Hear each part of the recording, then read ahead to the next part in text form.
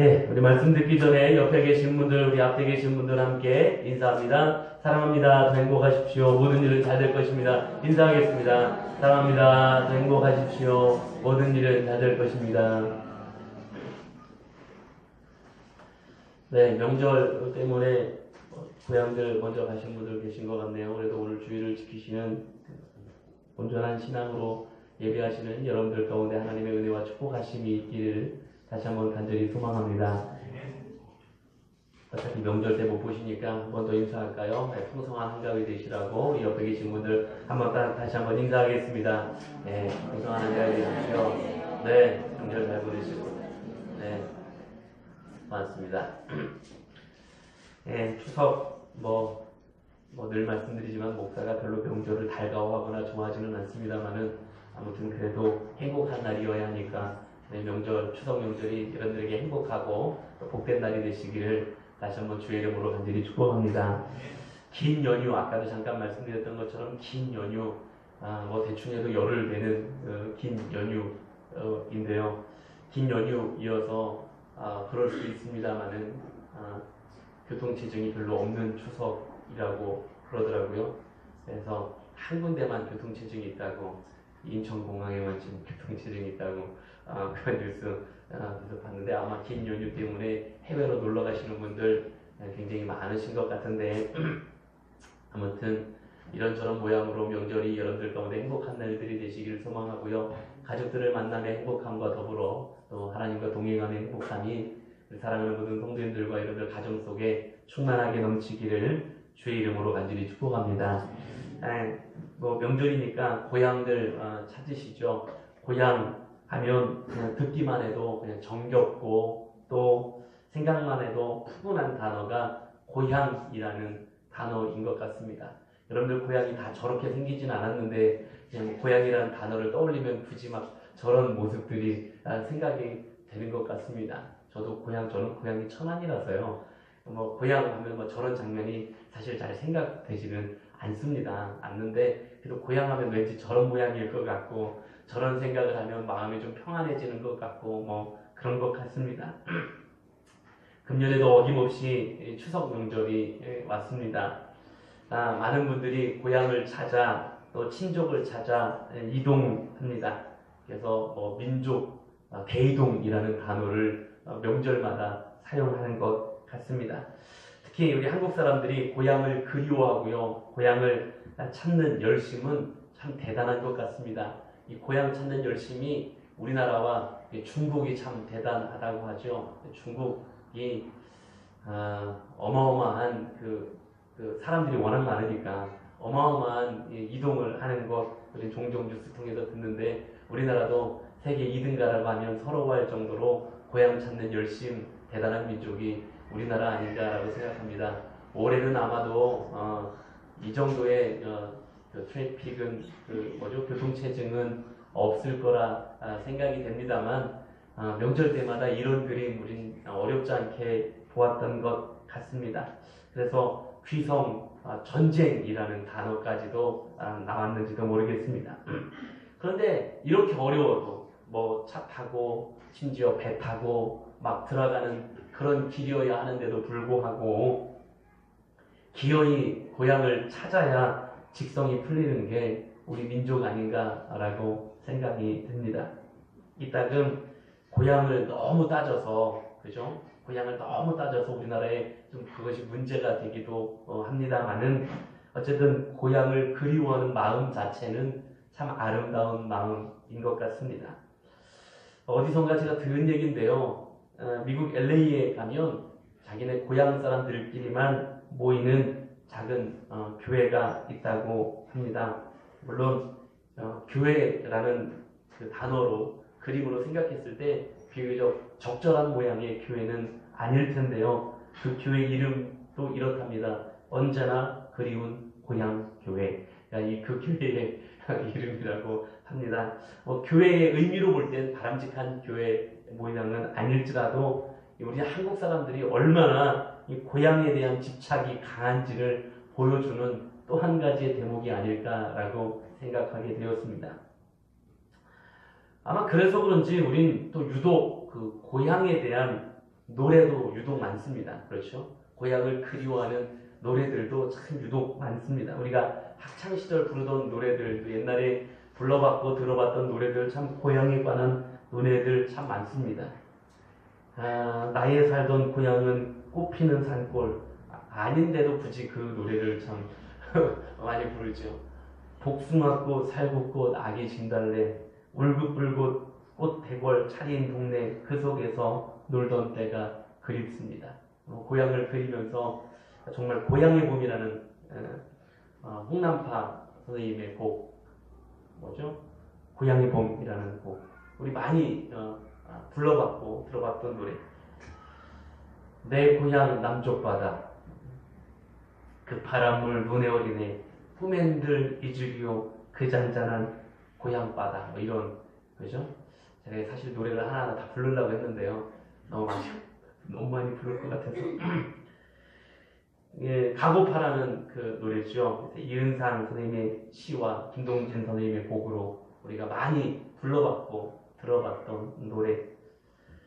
제가 정말 좋아하는 노래, 이 노래 정말 좋아하는데 넓은 벌 동쪽 끝으로 옛 이야기 지질되는 실개천이 되돌아나가고 하는 이 향수라는 정지용 시인의 이 향수라는 노래까지. 그래서 그 노래 너무너무 좋아하거든요. 그 멋진 목소리로 딱 그 노래를 부르면 막 가슴이 떨리는 그런 곡. 다 아마 한국인들의 마음 깊숙이 스며들어 있는 어떤 고향을 그리워하는 그런 노래들, 또 옛적을 생각하는 그런 그리움을 담은 노래들이 아닐까라고 생각합니다.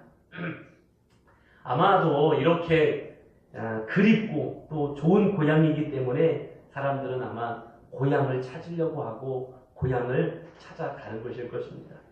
특히 흥미롭고 주목해 보아야 될 부분이 있는데 우리가 고향을 언제 많이 생각합니까? 고향을 또 언제 많이 그리워합니까? 언제 고향을 가고 싶어 합니까? 물론 이 명절 때는 어떻게 해서든지 고향을 가보려고 하죠. 또 명절 말고 또 언제 그 고향을 그리워하고 가보고 싶어 하나요? 괴로울 때, 힘겨울 때, 때로는 병 들었을 때, 때로는 몸이 늙어졌을 때 고향이 더더욱 그리워지고 가고 싶은 곳이 된다고 합니다. 그래서 외국에 사는 사람들도 결국에는 다 고향으로 돌아오고 싶어하는 그런 마음들이 있는 것 같습니다. 많은 사람들의 소원이 마지막에는 내 육신이 고향 땅에 묻혔으면 좋겠다라고 생각하는 소망들을 가지게 된답니다. 이건 뭐 유독 한국인만 가지는 정서는 아닐 것이고요. 모든 사람들에게 공통적으로 나타나는 아마 귀소 본능이라고 할 수 있을 것입니다. 아마 뭐 그런 노래처럼 흐르는 강물을 거꾸로 거슬러 오르는 연어의 뭐 이런 제가 이것도 또 좋아하는 노래인데 또 여기서 많이 부르면 안 돼요.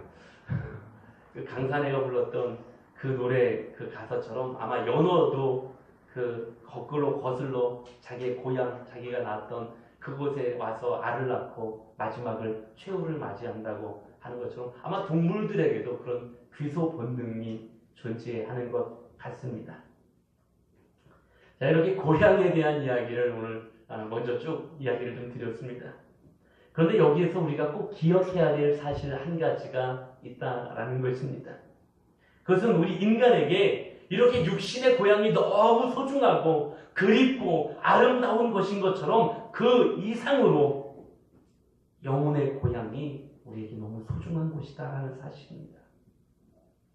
육신의 고향을 잃어버린 실향민들의 안타까운 이야기들, 또 이 명절 때마다 텔레비전에서 임진각의 모습, 그리고 그 고향을 바라보기만 하면서 가보지 못하는 그들의 모습을 보면서 우리는 안타까운 심정을 같이 가지게 됩니다.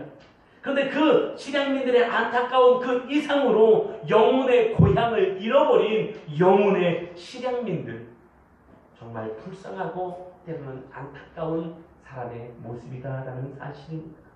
그러면 우리 영혼의 고향은 어디입니까? 영혼의 고향은 또 무엇입니까?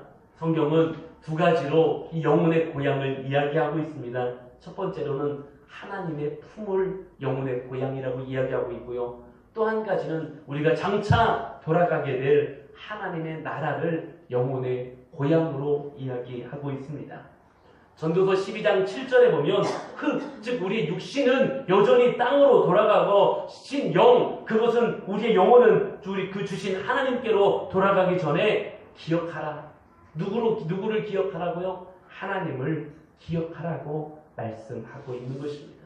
잘한 것처럼 이 전도서는 솔로몬이 인생 마지막에 기록한 것이고요. 그 가운데 맨 마지막 장이 12장인데 모든 것을 정리하면서 우리가 다시 돌아왔다. 우리의 본래 자리 흙으로 우리 육신에 돌아가기 전에 우리 영이 돌아가야 될 자리, 하나님께로 돌아가야 될 그 자리를 하나님을 기억해야 된다라고 말씀하면서 하나님께 돌아가는 거기가 우리의 영적인 고향임을 분명히 말씀하고 있는 것 볼 수 있습니다.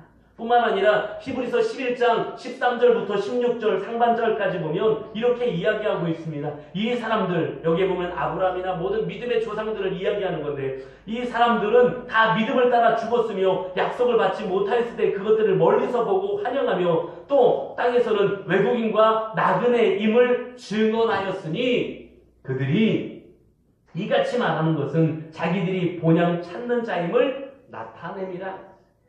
그러면서 그들이 나온 바 본향을 생각하였더라면 돌아갈 기회가 있었으려니와 저희가 이제는 더 나은 본향을 사모하니 곧 하늘에 있는 것이라 라고 말씀하고 있습니다. 자, 이제 우리가 믿음을 가지고 더 나은 본향을 사모해야 되는데 그건 바로 우리가 돌아가야 될 하나님의 나라, 하늘나라인 줄로 믿습니다. 이게 우리의 고향, 우리가 돌아가야 될 땅. 비록 고향을 떠나 있지만 항상 마음이 고향에 있는 사람은 넉넉한 거예요. 풍요롭다라는 것이 마찬가지로 하늘나라가 지금 우리 눈에 보이지는 않지만 항상 하늘나라를 마음에 품고 사는 사람, 하나님이 지금 내 눈에는 보이지 않지만 하나님을 마음에 모시고 살아가는 사람은 영혼의 풍성함이 있는 사람인 줄로 믿습니다.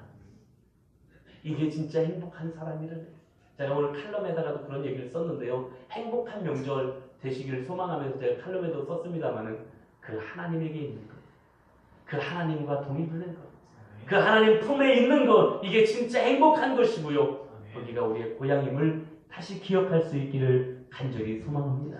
이게 우리의 신앙입니다. 신앙은 바로 이것을 이야기하는 것입니다. 고향을 반드시 기억하며 살아가는 것, 돌아갈 본향을 생각하며 살아가는 것, 이것이 바로 신앙입니다. 그래서 하나님의 나라를 영혼의 고향을 삼고 살아가는 것입니다. 그런 점에서 우리 그리스도인들이 가장 복되고 행복한 사람들임을 다시 기억할 수 있기를 주의 이름으로 간절히 축복합니다.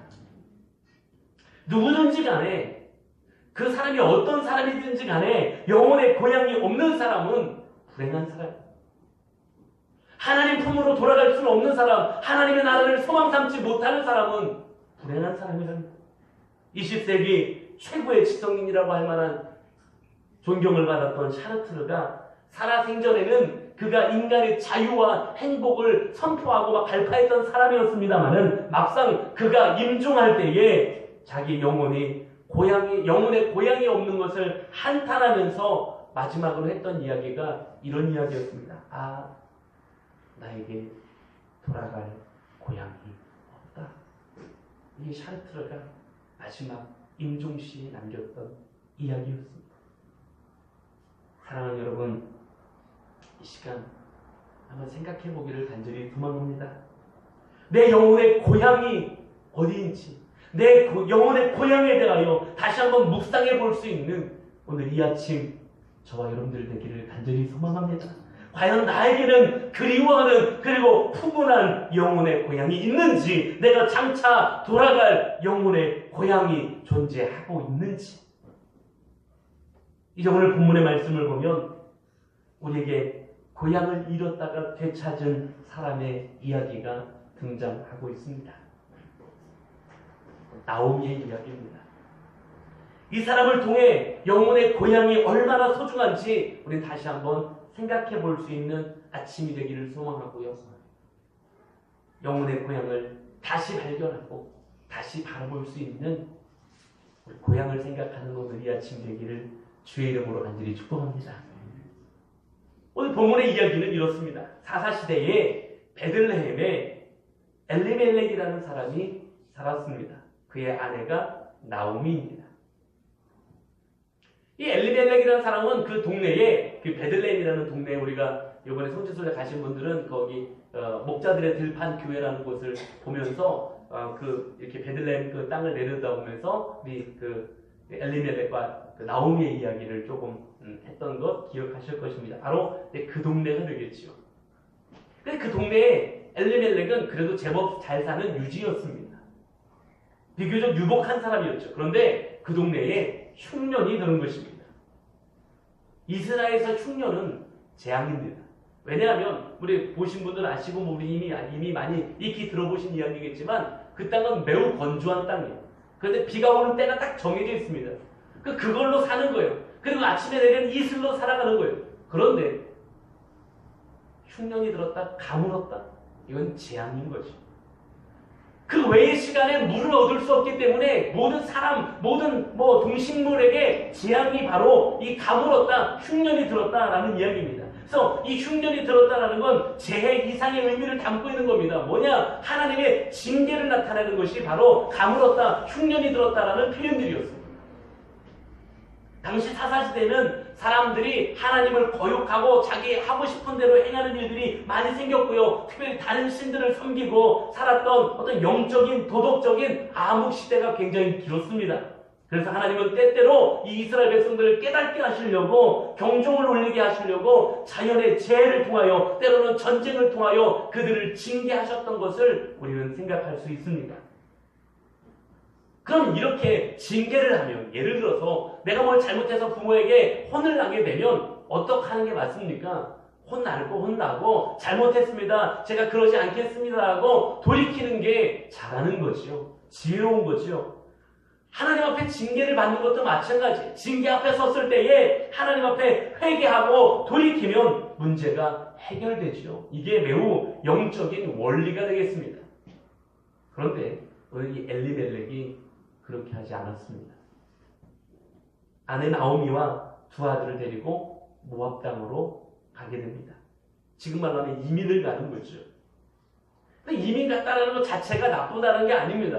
지금도 이민 가면 그러면 나쁜 거고 막 그런 이야기를 하는 게 아닙니다.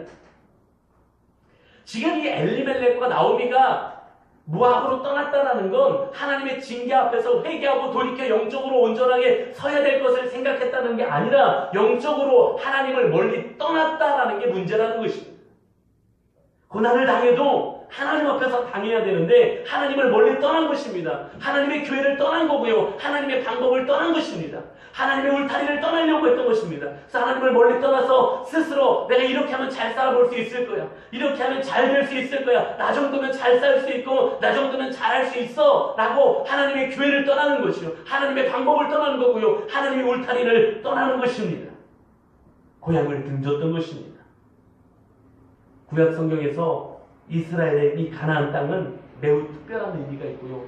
약속의 땅이라는 의미를 가지고 있고요. 하나님이 지정해 주신 곳이라는 의미가 있습니다.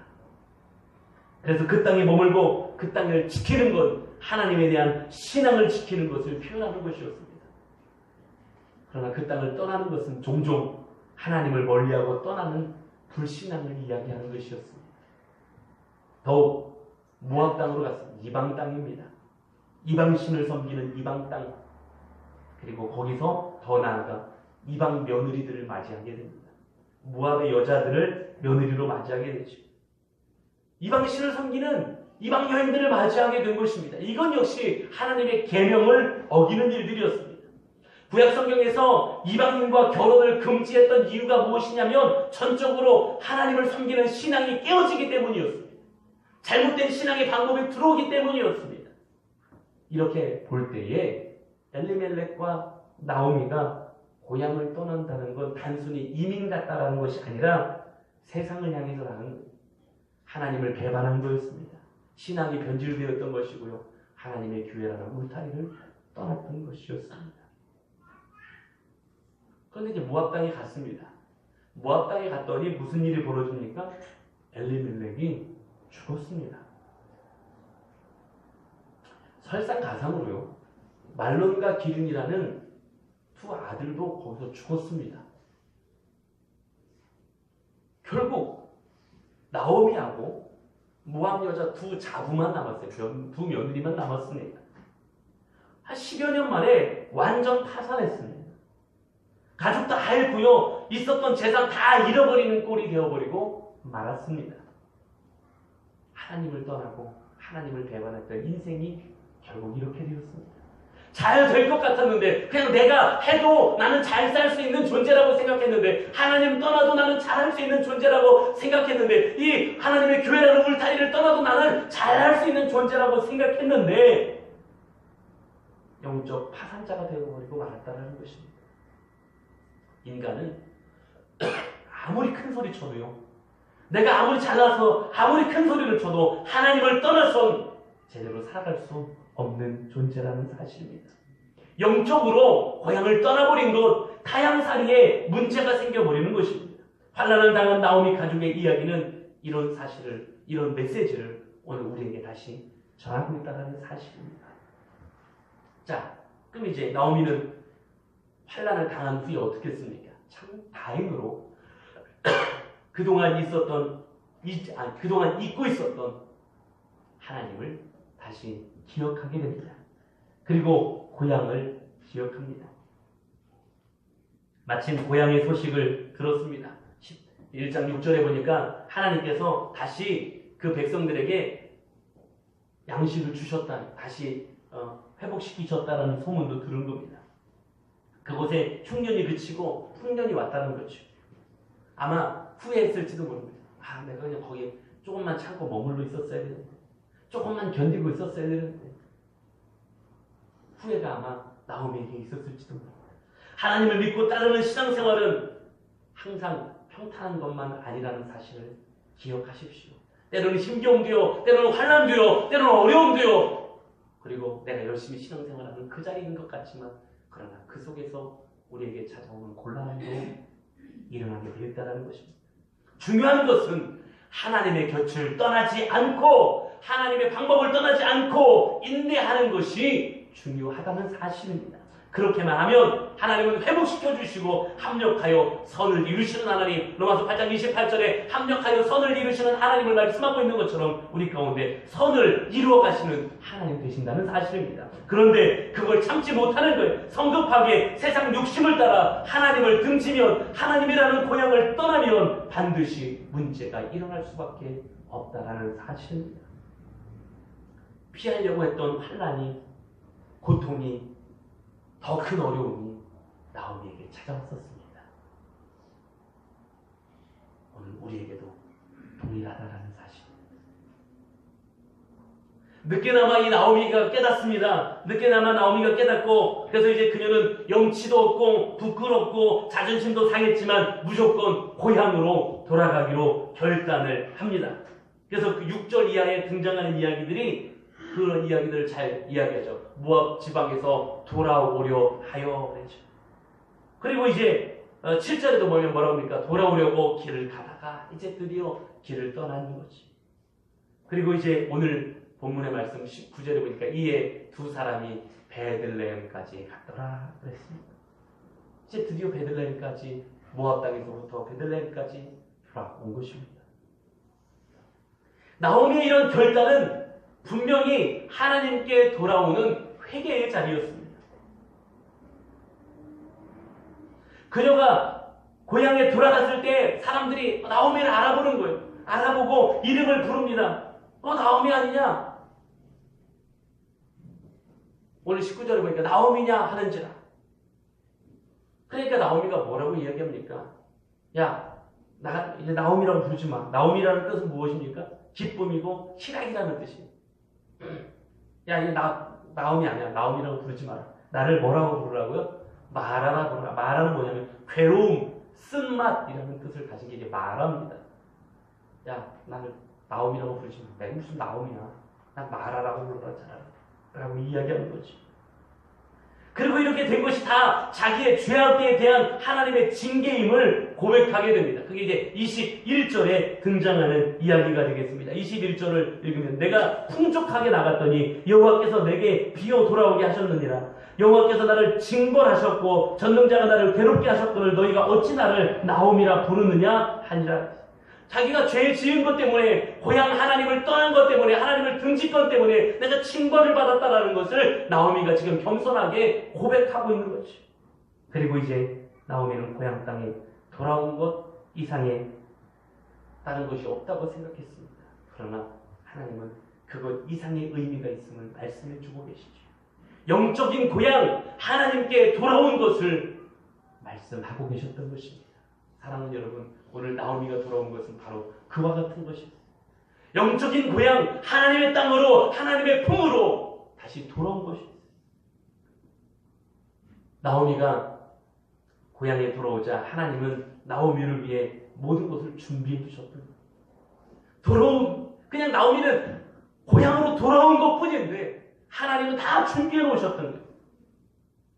겨우겨우 힘겹게 돌아왔는데, 부끄럽게 돌아왔는데 고향 사람들이 막 따뜻하게 맞아줘요. 야, 나오미가 왔다 막 그러면서 따뜻하게 맞아주죠. 또 마침 돌아오는 시기가 언제였습니까? 오늘 본문의 22절에 보니까 보리 추수를 시작할 때였다라고 말씀하고 있지요. 이스라엘의 율법으로는 가난한 사람들을 위해 이삭을 다 베지 않고 남겨놓기 때문에 그것만 주어서도 충분히 먹고 살 수 있도록 아무것도 없이 돌아왔지만 그거라도 주어서 먹고 살 수 있는 길을 미리 열어놓으셨던 거였어요. 근데 그것뿐만이 아니었다라는 거죠. 룻이 찾아간 곳이 묘하게도 나오미 가문을 위해서 기업을 물을 짜였던 보아스의 밭이었던 거죠.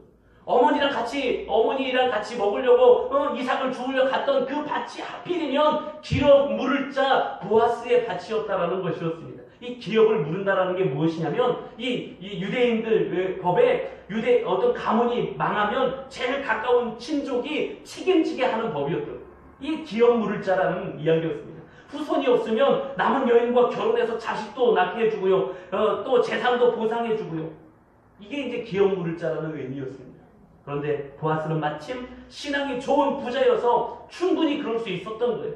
결국 어떻게 됩니까? 롯과 보아스가 결혼을 하게 되고요, 아들을 낳게 됩니다. 오늘 그 이야기까지 다 할 수 없으니까 롯 짧으니까 읽어보시면 되고, 그렇게 다 아들을 낳게 됩니다.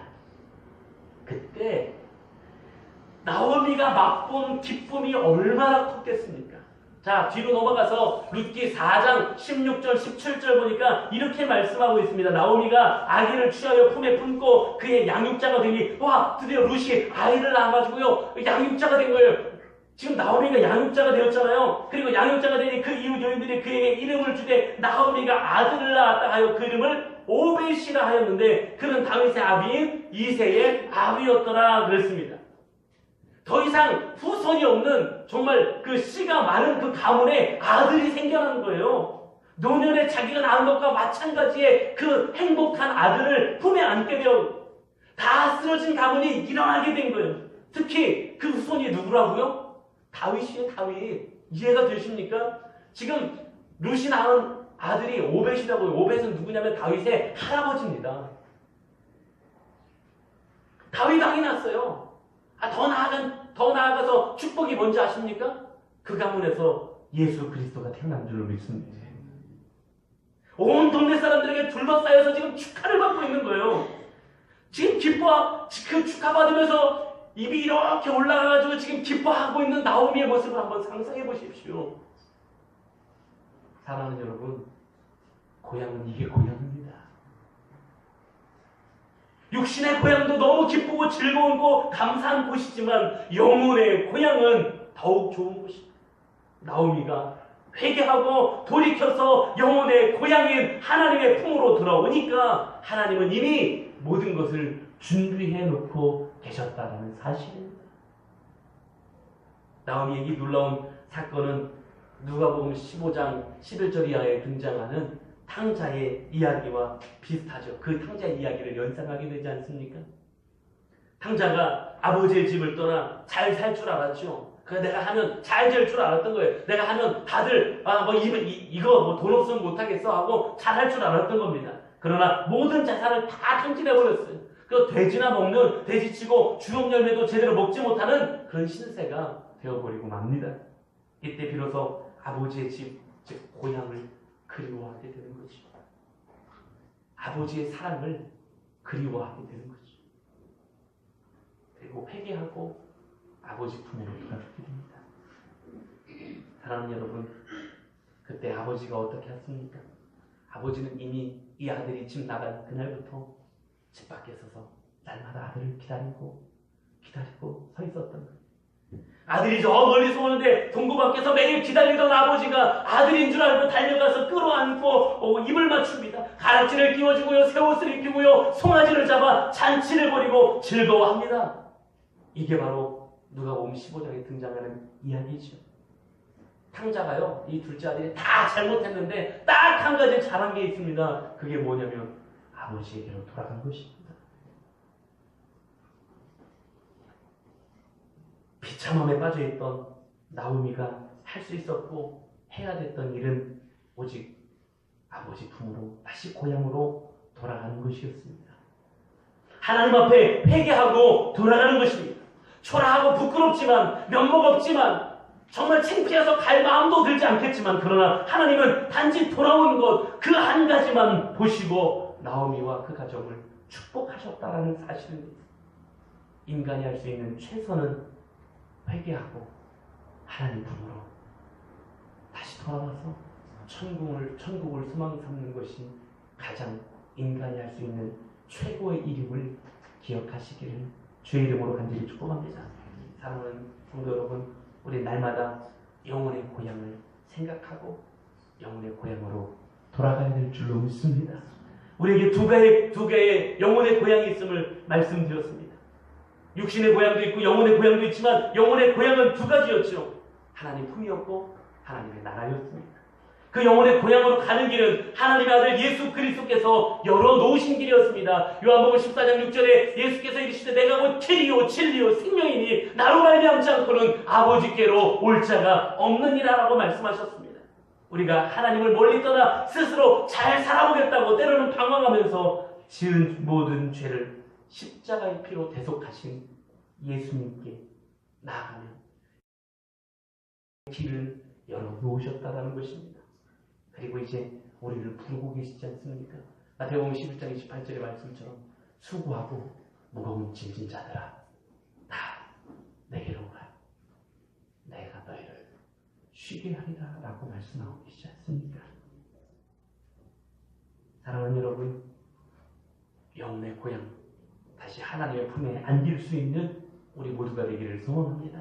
매일매일 그리고 그분 안에 있는 참된 기쁨과 평안을 맛볼 수 있기를 간절히 소망합니다. 그리고 누릴 수 있기를 소망합니다. 때로는 인생이 힘들고요, 때로는 지치고 피곤할지라도 하나님 품에 안기면 하나님의 위로가 있고요, 하나님이 책임져 주신다는 사실 기억하고 다시 그 안에 있는 우리 모두가 되기를 주의 이름으로 간절히 축복합니다.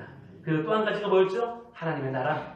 제가 오늘 사실 저 높은 곳을 향하여 그 찬송으로 아까 우리 예물 드릴 때 했는데 사실은 다른 찬송하려고 했어요.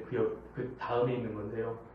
돌아갈래 고향 하늘나라. 제가 이거 하려고 했거든요.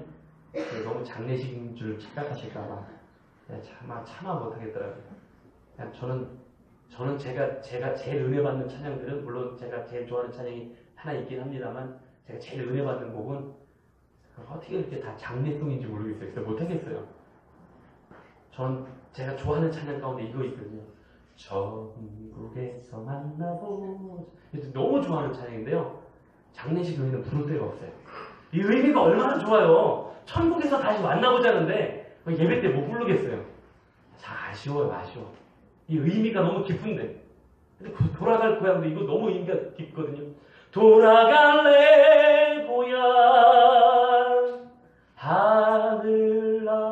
하늘나라. 이제 말씀 마무리하려고 합니다. 그곳이 우리가 돌아갈 고향임을 기억하실 수 있기를 간절히 소망합니다. 추석 명절입니다. 아마 육신의 고향 그리워해가지고 많이 찾으시겠죠. 예, 안전하고 평안하게 행복하게 고향 다녀오시기를 소망합니다. 그러나 오늘 말씀 통해서 우리가 이 아침에 다시 생각해볼 영적인 고향을 기억하실 수 있기를 소망합니다. 혹시 조금 등지고 있지 않았습니까? 혹시 조금 멀어져 있지 않았습니까?